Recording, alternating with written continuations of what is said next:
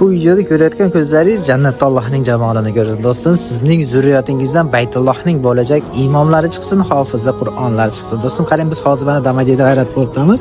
Ziyoratchimiz bilan turibmiz. Nargiz opa, assalomu alaykum. Qaysi davlat fuqarosiz opa? O'zbekiston.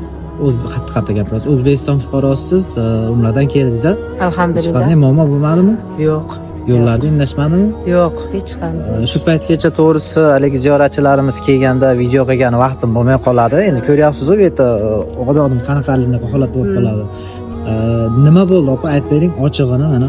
Hech qanday dokumentlaringiz ham yo'q, hech qanday muammo chegaralarda olib qolib, mana narsalar bo'lmadimi? Yo'q, Xudoga shukr. Hech narsa bo'lmadi. Bitta sizmidingiz har doimgidek? Yo'q, ko'pchiligimiz O'shdan bor, Tojikistondan bor, O'zbekistondan bor. Xullas do'stlar, sizlar Rossiyadan turib umra ziyoratiga bormoqchi bo'lsanglar, hech qanday to'siqlar yo'q. U yolg'on gaplarga ishonib qolmanglar. Dokumentinglar joyida bo'lsa, kelib turib, yana bemalol Rossiya hududida qonuniy ravishda ishlasanglar bo'ladi. Agar siz O'zbekiston, Qirg'iziston, Tojikiston fuqarosi bo'lsangiz, sizlarga umra ziyoratlarini taklif qilamiz. Shaxsan o'zimiz reysimiz o'zbek zaboni 50 boshilar bilan komfort holatda inshaalloh to'liq holatda umra amallarini qilishingizga yordam beramiz. Buning uchun ko'rsatilayotgan raqamlarga murojaat qilishingiz mumkin. Assalomu